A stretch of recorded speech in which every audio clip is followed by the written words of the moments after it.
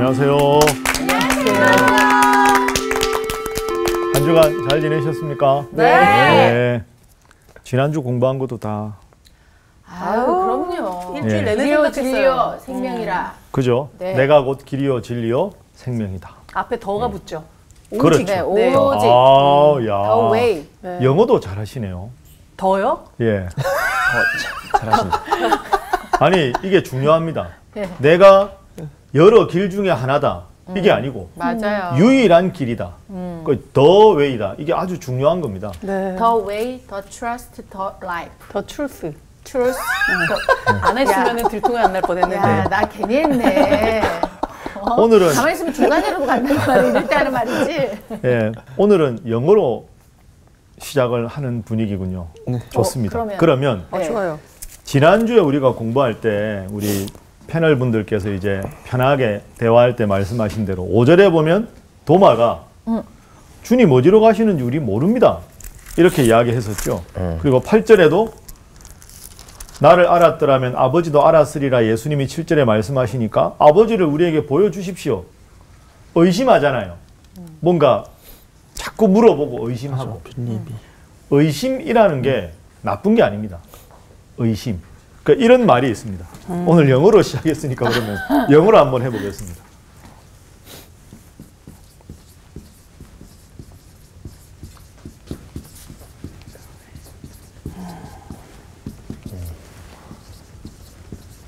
우리 또 범키가 읽어야겠다. 근데 이거 너무 길다. 아, 이건 힘들다. 범킷이 있으니까 네, 우리는 또. 범킷이 한번 읽어주십시오. The element of doubt is an element in faith itself. 아, 진짜. perfect. 이게 20세기의 신학자 중에서 폴 틸리히라는 학자가 있습니다. 이 아주 신학계에서는 유명한 학자거든요. 네. 이 사람이 이런 말을 했어요. 신앙생활을 하다 보면 성경 읽다 보면 의심이 들 수 있다. 네. 그런데 의심이라고 하는 요소는 이게 페이스가 신앙이거든요. 네. 신앙생활 안에 있는 하나의 요소다. 그러니까 의심이라는 요소는 신앙생활 그 자체 안에 있는 하나의 요소다. 이 말은 의심이 불신앙이라는 게 아니고 의심이 드는 게 자연스럽다. 그런데 그 의심을 분명한 말씀에 근거해서 해소해 나가는 과정 자체가 신앙생활의 중요한 일부분이다. 그러니까 도마 같은 제자도 필요하고 빌립 같은 제자도 필요합니다. 이렇게 하니까 예수님께서 또 대답도 해주시고 그건 못 믿겠는데요. 그러니까 부활하신 다음에 예수님께서 도마에 나타나서 내 손과 발을 보아라. 그러니까 사실은 예수님의 12명의 제자는 그냥 12명이 아니라 우직한 베드로 같은 제자도 있고 순수하게 예수님 말씀 고지곧대로 믿는 안드레 같은 제자도 있고 빌립이나 도마처럼 일단 의심하고 하는 제자도 있고 가룟 유다처럼 안타까운 제자도 있고 그러니까 12명은 어떻게 보면 신앙생활하는 다양한 사람들의 군상을 표현한 것이다. 그러니까 도마 같은 사람, 빌립 같은 사람이 제자였다는 것이 어떻게 보면 위로가 되는 거죠. 맞아요. 제자라도 의심하는데. 네. 그러니까 의심하면서 하나씩 확실한 정확하게 지식을 깨달아가는 것이 필요하다. 그러니까 저는 성사학당 이런 공부가 필요한 것도 본문을 읽을 때 이게 무슨 뜻인가 하고 모르다가 여러분들하고 저하고 대화하고 한 절 한 절 읽어가면서 깨달아가고 분명하게 알아가는 이런 과정이 얼마나 신앙생활에 중요한가. 그러니까 이 성사학당 패널 자리가 늘 말씀드리지만 복된 자리고 우리 시청자분들 위해서 CBS 이런 프로그램을 제공한다는 것도 한국교회 매우 긍정적인 좋은 기능을 하고 있다. 이렇게 생각합니다. 저희 네. 보면서 많은 분들이 또 위로를 받으신다고 저렇게 맨날 듣는데도 예. 잘 모르네 이러면서. 예. 아. 그러면서 또 콩나물은 흐르는 물에 자라듯이 자랍니다. 여러분 많이 자랐습니다. 네. 저도 가르치면서 배우고 많이 자랍니다. 교학 상장 이런 말 있지 않습니까? 가르치고 배우면서 서로 성장한다. 교학 상장. 처음 듣는 얘기인데. 이거 죄송합니다. 아는 척 하려니까 좀 힘들었어. 예. 학, 저 아는 말이다. 상, 상 서로 상이네. 장. 장, 길장. 다 아는 말이다. 가르치고 배우면서 서로를 성장시킨다. 네, 교학상장. 네, 네. 네. 오늘 어떻게 하다 보니까 오늘 뭐 한글, 영어, 한글 난리 났다. 예. global 네, 맞아. 겸손하게 네, 오늘 네. 공부로 들어가 보겠습니다. 네. 오늘 수업 요한복음 42강 사랑 안에 성령 안에. 자, 오늘은 15절 말씀부터 보겠습니다. 오늘은 사랑 안에 성령 안에 이렇게 잡았는데요. 제목을 보혜사 성령에 대한 예수님의 소개가 첫 부분에 나옵니다. 15절 너희가 나를 사랑하면 나의 계명을 지키리라. 당연한 말씀이죠. 나를 사랑하고 하나님께서 나에게 주신 가르침을 너희에게 보였으니 그것을 잘 지키며 살아가라. 그런데 우리가 지난주 연결해 생각해 보면 지금 예수님께서 십자가 지시기 얼마 직전이잖아요. 그러니까 제자들이 처음에 14장에서는 좀 무거운 분위기. 가룟 유다는 예수님 배반하러 갔고, 그리고 베드로도 예수님을 부인할 것을 예수님께서 예언하시고, 그런 속에서 예수님께서 쭉 말씀하시는데, 자 16절 내가 아버지께 구하겠으니 그가 또 다른 보혜사를 너희에게 주사 영원토록 너희와 함께 있게 하리니 그는 진리의 영이라. 세상은 능히 그를 받지 못하나니 이는 그를 보지도 못하고 알지도 못함이라. 그러나 너희는 그를 아나니 그는 너희와 함께 거하심이요 또 너희 속에 계시겠음이라. 자 16절에 내가 아버지께 구하겠으니 그가 또 다른 보혜사를 너희에게 주실 것이다. 그러니까 예수님도 보혜사인데 또 다른 보혜사를 보내시겠다 하시는 말씀은 예수님은 이제 십자가에 달려 돌아가시면 부활승천하신 다음에 하나님 보좌 우편에 앉으신다. 그럼 제자들 입장에서 믿었던 선생님이 안 계시면 우리는 어떻게 해요? 이런 마음이 들 텐데 16절에서 예수님께서 또 다른 보혜사를 너희에게 주실 것이다. 보혜사. 보혜사가 뭡니까? 돕는 자? 예, 보혜사 많이 들어보셨지요? 네네. 네. 보혜사. 성령 하나님을 보혜사라고 하지 않습니까? 네. 보혜사가 무슨 뜻입니까? 보혜사. 보혜사. 많이 들어보셨죠? 네. 들어는 봤으나 기억은 안 난다. 맞아. 그런 거죠. 네. 예.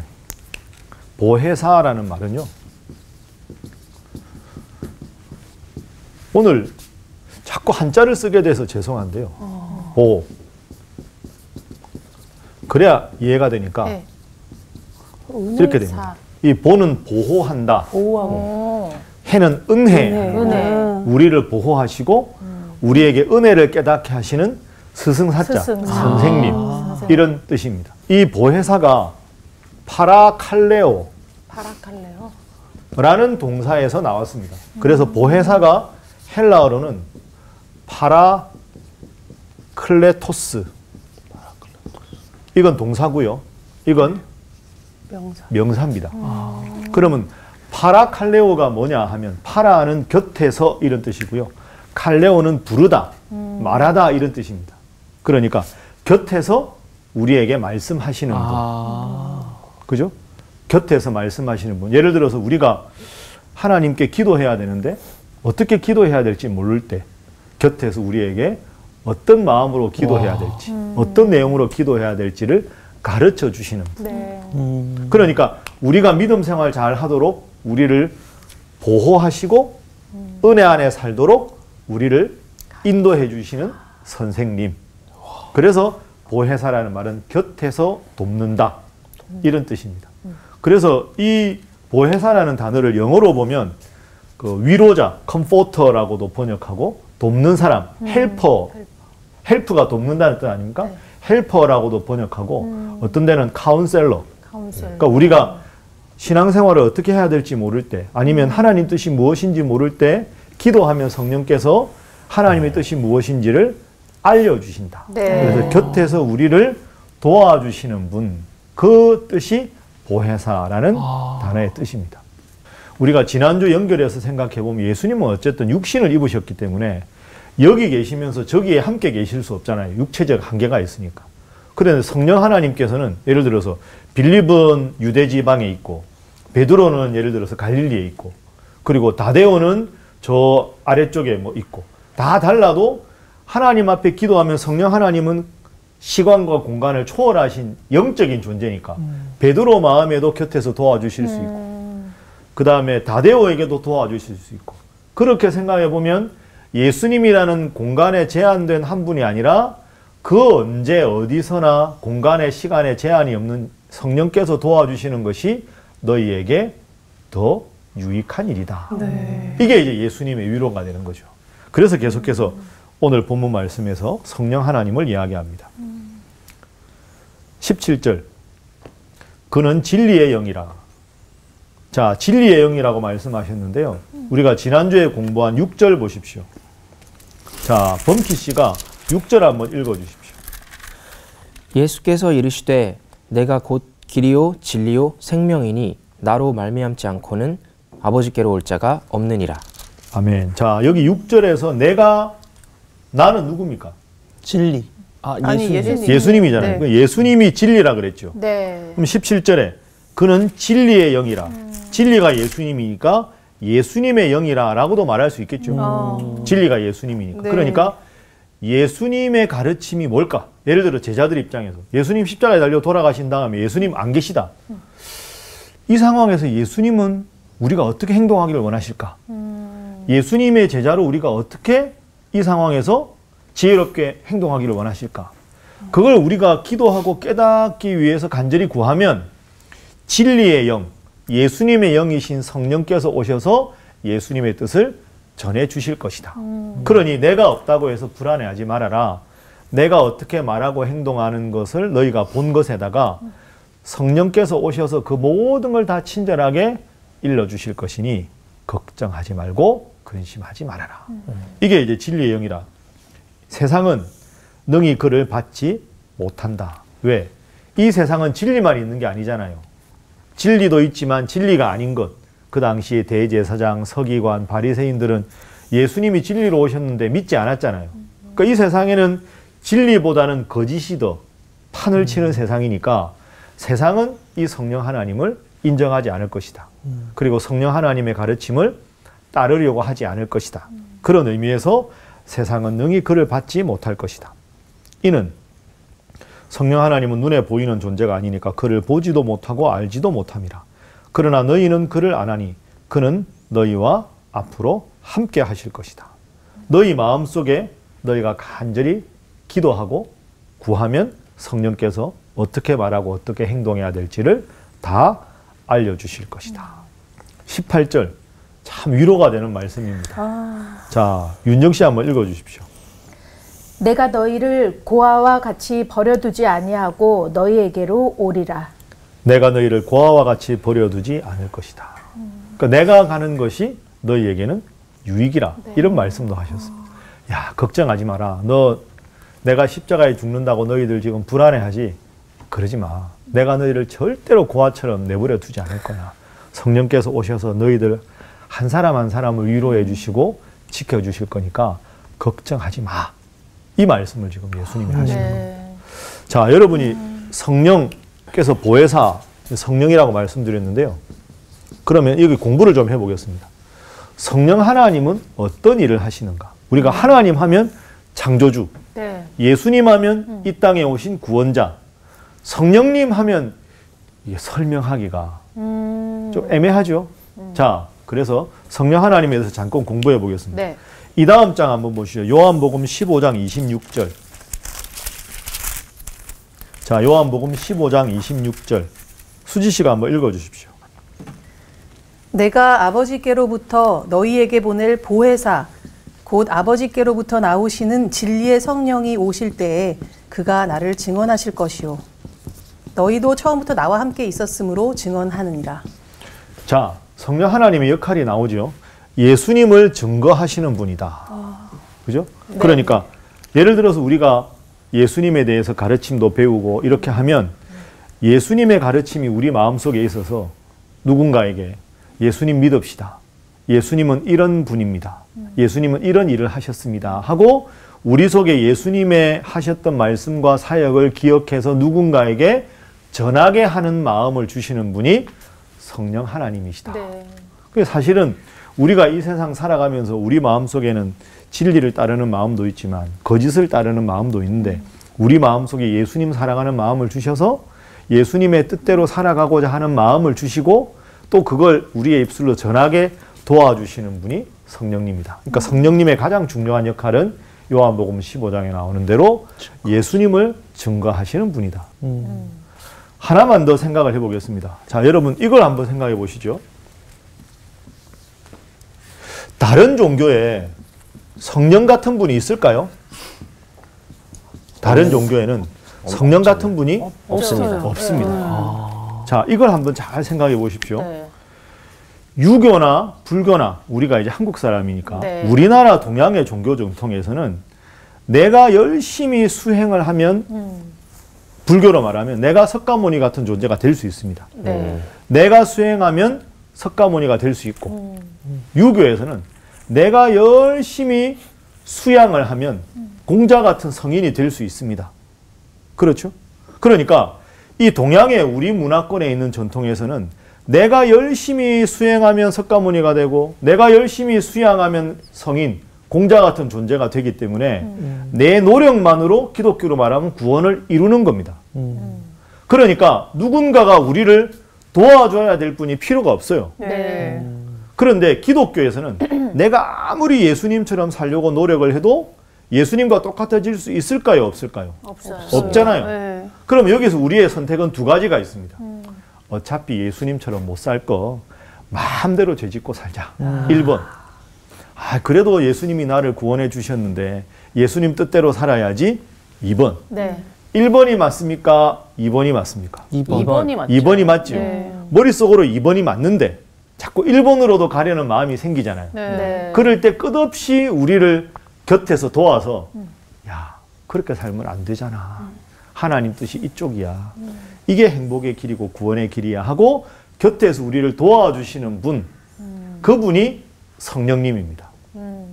그러니까 우리가 죄악의 길을 갈 수도 있고 주님 원하시는 삶을 살 수 있을 때 그래도 주님 원하시는 삶을 살아야지 하고 우리를 곁에서 도와주시는 분이 성령님이다. 그런데 이것이 기독교의 아주 독특한 존재입니다. 왜? 말씀드린 대로 유교나 불교는 도와줄 필요가 없어요. 왜? 내가 깨달으면 석가모니가 되고 내가 수행하면 공자처럼 되니까 도와주든 안 도와주든 구원은 내가 이루는 것인데 기독교는 내가 이루고자 노력해도 안 되기 때문에 안 되는 영역을 끝없이 우리를 곁에서 도와주는 존재가 필요하다. 그게 성령 하나님이시다. 그래서 다른 종교에는 성령이라는 존재가 없기 때문에 이 성령이라는 존재를 설명하기는 어렵지만 어떻게 보면 기독교에서는 아주 성령이 중요하다 이렇게 볼 수 있습니다. 그러면 예. 지금 이 신약 시대에는 일단 예수님이 말씀하시기론 예수님이 이제 가고 나면 이제 보혜사 성령님이 너에게 오신다고 말씀하셨는데 그렇죠. 그럼 구약 시대에는 예. 성령이 뭐 없었어요? 왜냐하면 제가 시편이나 이런 말씀을 읽다 보면 예, 거기에 왜 그 다윗이 얘기를 했는지 모르겠는데 예.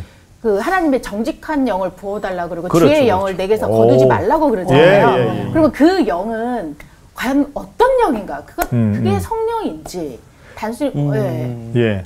구약 시대에도 성령 하나님이 역사를 하셨습니다. 예를 들어서 창세기 1장에 보면 우리가 우리의 모습을 따라 우리가 사람을 만들자. 창세기 1장에 보면 천지 창조하실 때 태초에 하나님이 천지를 창조하시니라. 땅이 혼돈하고 공허하며 흑암이 깊음 위에 있고 하나님의 신은 수면에 운행하시니라. 그러니까 태초에 하나님이 계셨다고 되어 있고 하나님의 신이 수면에 운행하셨다. 하나님의 신이 성령이거든요. 네. 그리고 천지 창조할 때 우리가 만들자. 우리라는 주어는 하나님 한 분이 아니잖아요. 그럼 네. 나잖아요. 네. 그러니까 구약 시대에도 성령께서 역사하셨다. 어. 이사야서의 말씀에 보면 네. 주의 영이 내게 임하셨으니 맞아요. 가난한 자에게 복음을 전하고 하나님의 영, 주의 영이라는 건 성령을 뜻합니다. 네. 그러니까 성령은 이 당시부터 나 이제 왔다 이게 아니고요. 구약 시대에도 성부 하나님, 성자 예수님, 보혜사 성령님은 존재하셨다. 그러면 윤정 씨 질문을 하면 신약에 활동한 성령님과 구약에 활동한 성령님은 같은 분인데 네. 행동의 양태가 달라졌다. 아. 구약 시대에는 세 분 하나님께서 삼위일체로 존재하실 때나 네. 혹은 특별한 시대에 특별한 개인에게 이사야에게 임하셨다. 다윗에게 임하셨다.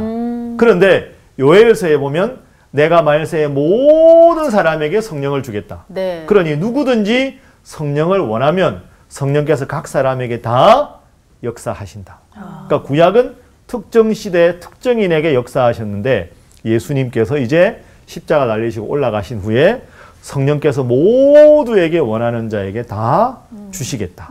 그러니까 성령의 역사의 폭이 신약 시대에는 모두에게로 확장되었다.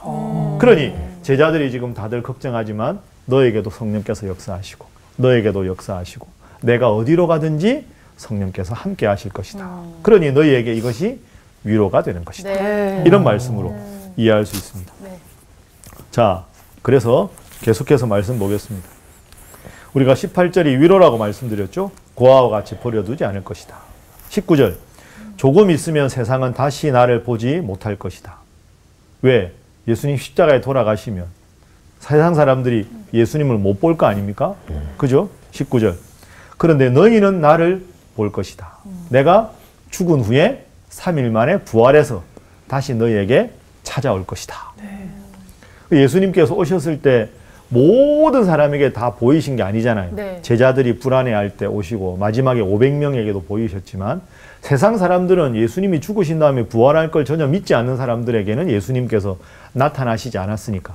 그런데 제자들은 예수님 돌아가신 다음에 불안해서 떨 때 예수님이 탁 나타나셔 너희에게 평강이 있을지어다. 내가 너희를 다시 만나 줄 것이다. 그날에는 내가 아버지 안에 너희가 내 안에 내가 너희 안에 있는 것을 너희가 알게 될 것이다. 여기 그날은 예수님 십자가에 죽으시고 부활하신 다음에 정말로 인간이면 부활할 수 없는데 예수님이 부활하셨다는 것은 하나님께서 예수님 안에 계시고 예수님께서 하나님 안에 있는 위대한 신이시기 때문에 가능한 걸 깨닫게 될 것이다. 이렇게 되는 겁니다. 21절 그러니 나의 계명을 계속해서 지키면서 살아가라. 나의 계명을 지키는 자라야 나를 사랑하는 자니 나를 사랑하는 자는 내 아버지께 사랑을 받을 것이요 나도 그를 사랑하여 그에게 나를 나타낼 것이다. 계속해서 부활하고 승천한 다음에 너희들에게 내 모습을 보여줄 것이다. 그리고 내가 다음에 부활 승천한 다음에는 성령 하나님께서 너희 속에 계셔서 우리 눈에 보이지 않지만 주님이 나와 함께 하신다는 걸 분명히 느끼게 해 줄 것이다. 그러니 너무 근심하지 말고 걱정하지 말아라. 고아와 같이 버려두지 않을 것이다. 이렇게 약속을 하셨습니다. 22절 또 이런 제자가 꼭 나옵니다. 지난주에 도마처럼 빌립처럼. 자, 보규 씨 한번 22절 읽어주십시오.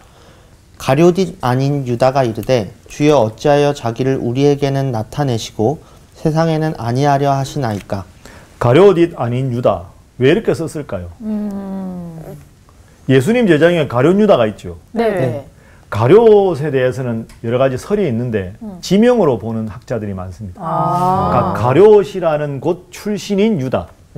왜 이렇게 썼느냐? 유다라는 이름이 당시에 많았거든요. 많았어요. 네. 그러니까 여기서 22절에 가룟 아닌 유다는 예수님 제자 중에 그러면 베드로, 안드레, 야고보, 요한, 빌립, 바돌로메, 도마, 마테, 다데오, 야고보, 시몬, 유다. 유다 하나인데? 가룟이 아닌 유다가 제자 중에 또 있나? 그럴까? 요 사람은 다데오를 말합니다. 다데오. 다데오가 원래 마음이 따뜻한 사람 이런 뜻이거든요. 그러니까 다데오라는 제자를 가룟이 아닌 유다라고 표현한 겁니다. 그러니까 다데오라는 제자라고 생각하십시오. 다데오. 네네. 다데오가 묻습니다. 주여 어찌하여 자기를 우리에게는 나타내시고 세상에는 아니하려 하시나이까.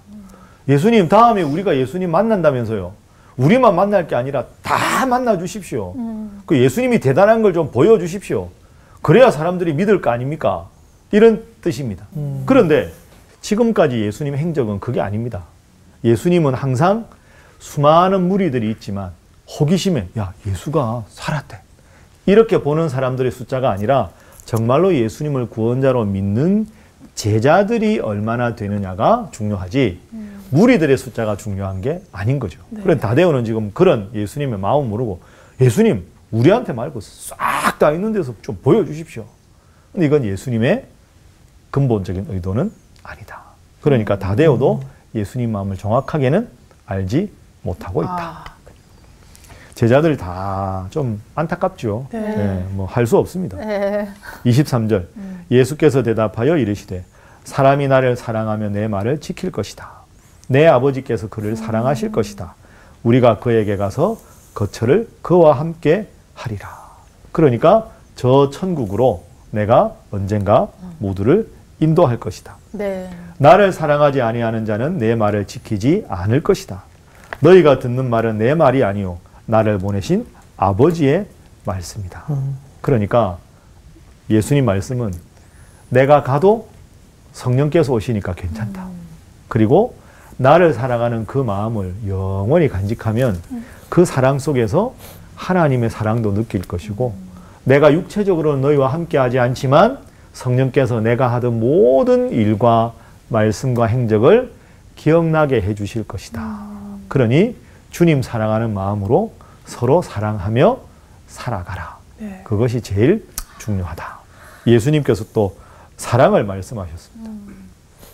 그래서 24절에 말씀하신 이 사랑, 이것이 치유의 방법입니다.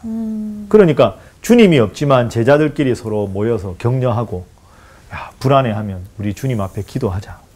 이러면서 서로가 서로를 주님을 사랑하는 사랑으로 서로를 사랑해야 이 지금의 근심과 불안과 걱정을 다 해결할 수 있다. 결국은 사랑이다. 그래서 제목을 제가 사랑 안에 성령 안에 저렇게 잡았습니다.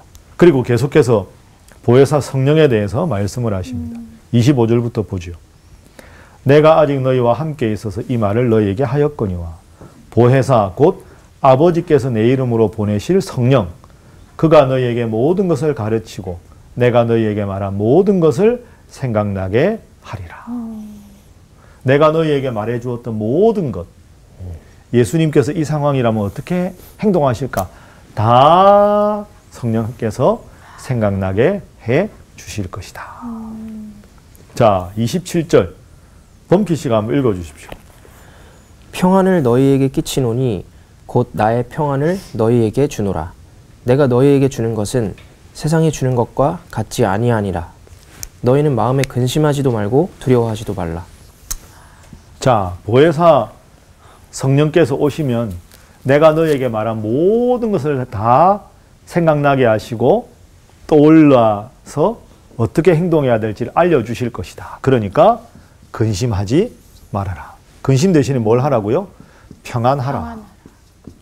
평안한 마음을 가져라.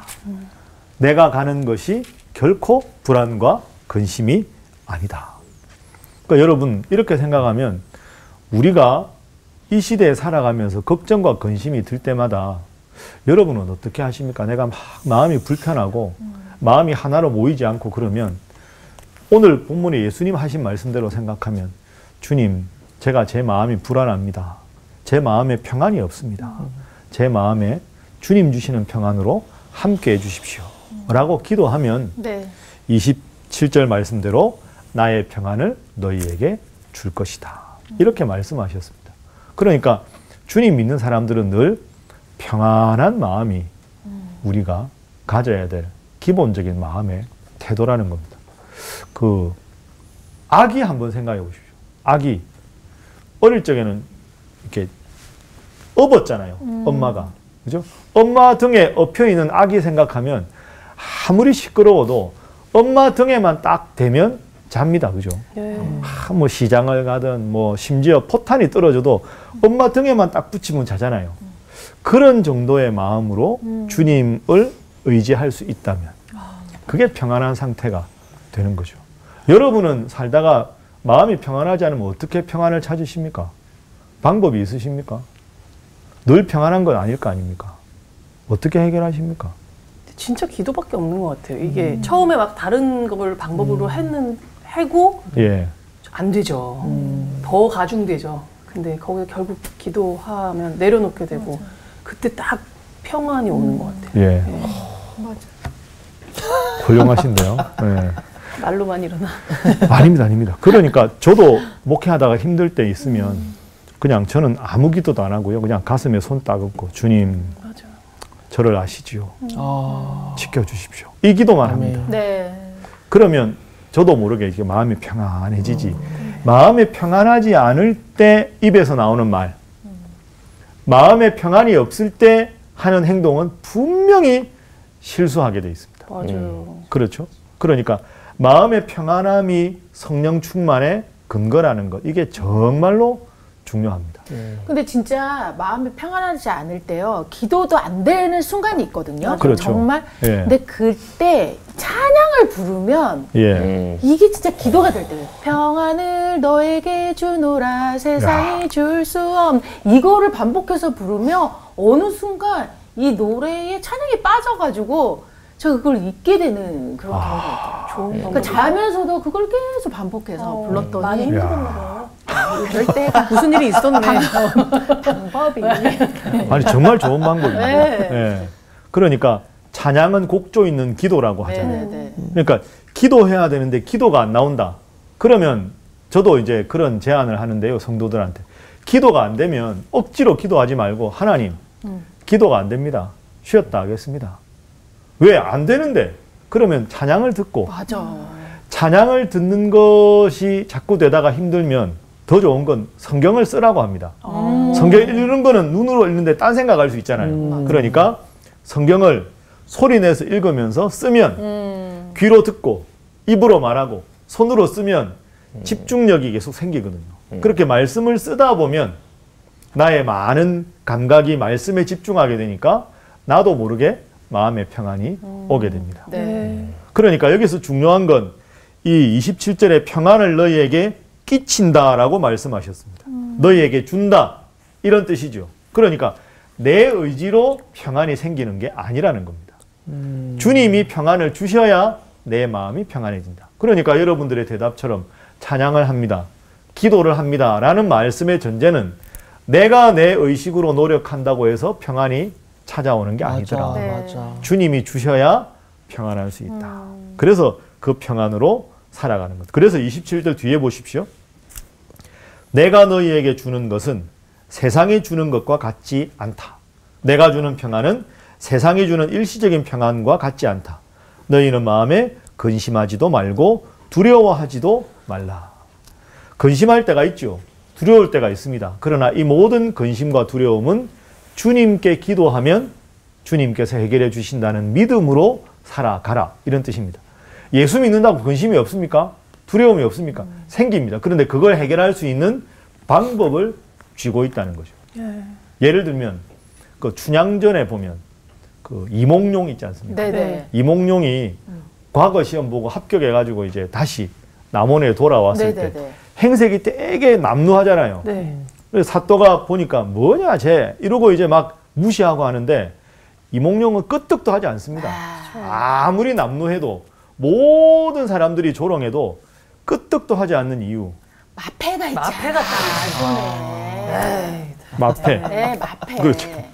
아, 너무 있는 구석이 실감나게. 있는 거야. 그럼 우리에게도 영혼의 마패가 있다. 이게 예수님 이름이다. 아멘. 그죠? 예. 맞아요. 그러니까 주눅들 필요가 없고 네. 근심이 생기고 두려움이 생기고 불안함이 생겨도 내 근심과 걱정과 불안은 주님께 맡기면 주님께서 해결해 주신다. 주님, 제 마음의 평안으로 함께 하옵소서.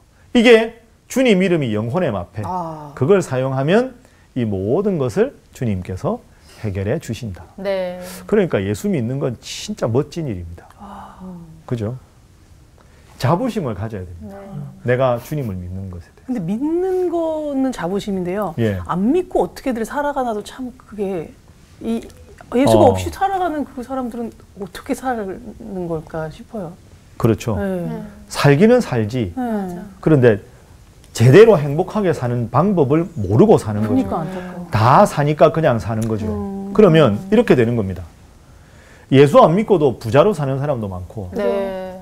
권력을 가진 사람도 많잖아요. 그런데 여기서 문제는 야, 저렇게 살아도 괜찮은 거 아니야? 저렇게 돈 많고 저렇게 멋지게 보이는데. 근데 문제는 그 사람들의 삶에 들어가서 보면 인생의 근본적인 근심을 해결할 수 있는 방법이 없습니다. 없죠. 예를 들어서 뭐 수십억, 수천억의 돈이 있어도 혼자 저녁에 가만히 앉아서 지는 노을을 보면서 내 인생 어느 날 이렇게 끝나면 이게 내가 잘 사는 걸까? 이런 근본적인 인생에 대한 질문이 들어왔을 때 그 질문을 해결할 방법이 없는 거죠. 그러면 순간순간의 기쁨은 있겠지만 근본적인 인생의 문제에 대한 해결책이 없기 때문에 잊어버리고 싶은데 문제는 잊혀지지 않는다는 거죠. 그렇죠. 다 사니까 사는 거지 인생의 근본적인 우리로 말하면 말씀드린 영혼의 마패가 없으면 남들이 행색이 저게 왜 그래? 그러면 무시하는 것 같아도 마음이 상처가 되고 누가 뭐라고 하면 자꾸 신경 쓰고 그런데 마패가 있으면 당당하잖아요. 그러니까 영혼의 마패를 쥐고 살아가는 것은 같은 삶을 살아가는 것 같으나 세상 속에서 같은 세상에 사는 것 같으나 우리는 다른 차원의 삶을 살아간다. 그러니까 요한복음 17장 예수님께서 너희는 세상에 있으나 세상에 속하지 않은 자라고 예수님께서 가르쳐 주시면서 대제사장적 기도를 하는 장면이 15장, 16장, 17장에 나옵니다. 그건 다음에 보면 되겠습니다. 좀 더 읽어보도록 하겠습니다.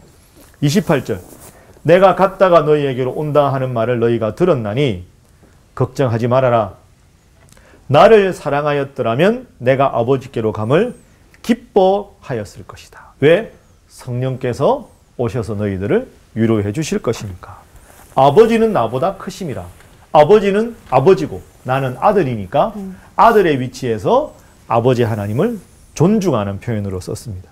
이제 일이 일어나기 전에 내가 십자가에 달리기 전에 너희에게 이 모든 성령에 관한 일을 말하는 것은 내가 죽은 다음에 예수님이 성령을 주신다고 했지 하고 너희들에게 기억하고 믿게 하기 위해서다. 이후에는 지금부터 내가 너희와 말을 많이 하지 않겠다. 왜 그럴까요? 십자가가 가까이 왔다.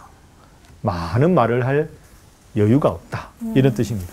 이 세상에 임금이 오겠다. 이 세상의 임금이 누굽니까? 마귀, 사탄.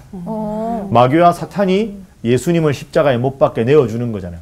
일시적인 승리 같으나 사실은 승리가 아니다. 왜? 예수님은 부활하셨으니까. 그래서 이 세상에 임금이 오겠다라는 말은 마귀가 일시적으로 나를 십자가에 못 박고 승리하는 것처럼 보이겠다. 그러나 그는 내게 관계할 것이 없다. 이 말씀은 그는 나에게 아무런 권리도 행사하지 못한다. 무엇으로? 내가 3일 만에 부활할 것이다. 마귀의 권세를 결박할 것이다. 내가 죽더라도 걱정하지 말아라. 3일 만에 부활해서 너희에게 다시 올 것이다. 마지막 31절. 오직 내가 아버지를 사랑하는 것과 아버지께서 명하신 대로 행하는 것을 세상이 알게 할 것이다. 자, 일어나라. 여기를 떠나자. 이제 십자가를 향해서 나간다. 십자가가 끝이 아니다. 내가 너희와 함께 할 것이다. 일어나라. 여기를 떠나자. 여기까지 강의하고 저는 떠나겠습니다. 수고하셨습니다. 아이고, 고맙습니다. 아유, 감사합니다. 예전에는 이 성령에 대해서 정확하게 잘 인지가 안 됐을 때는 이 시대에 예수님을 직접 보고 산 사람들 좀 부러울 때가 있었어요. 예수님과 직접 이렇게 삶을 같이 살고 또 특히나 제자들은 막 옆에서 그걸 다 봤을 거 아니야. 너무 그게 부러웠는데 이제 이 보혜사 성령에 대해서 확실히 내가 알고 난 이후에는 예수님이 365일 내 안에 늘 나와 함께 있다라는 이 사실이 너무 놀라운 거예요. 그래서 아까 선생님 말씀하신 것처럼 진짜 내가 어딜 가도 꿀릴 필요가 없는 게 내 영혼에 이 마패가 있기 때문에 당당하게 살 수 있다는 거. 이게 정말 감사한 일인 것 같아요. 근데 진짜 이 안에 성령이 있는 건 확실하게 아는데 이 안에 나도 있단 말이야. 그랬을 때 내가 커지면 성령 소리가 잘 안 들리니까 이 성령이 완전히 나를 지배하기 하기 위해서는 정말 말씀과 기도를 끊임없이 해야겠다 이런 생각이 또 들더라고요. 그 성령님은 항상 천사라고 생각을 했어요. 그 악한 영은 이제 사탄이라고 생각을 해서 어렸을 때 그림 보면 어떤 머리 이렇게 해야 돼 막 하는 그 천사의 속삭임이 이렇게 참아야 돼 하는 게 있고 여기서 아니야 화를 내 이런 것처럼 그냥 되게 단순하게 생각을 해서 그래 내가 이렇게 생각하는 건 긍정적인 거라면 다 성령님이고 아닌 부정적인 거는 이제 사탄이 주는 생각일 거야 이런 생각을 했었는데 그게 맞는 것 같다는 생각을 했어요. 저를 도우시는 분, 제가 좋은 생각을 하게끔 도와주시고 좋은 선택을 하게끔 도와주시는 분이 보혜사 성령이 아닌가 이 생각했습니다. 우리 또 한 주간 성령님의 인도하심으로 그렇게 잘 살아가도록 합시다. 네.